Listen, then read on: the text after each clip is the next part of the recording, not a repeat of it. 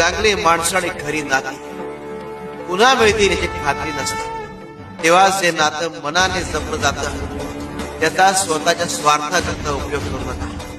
कारण नशिबाने मिळालेलं नातं वारंवार आयुष्यात येत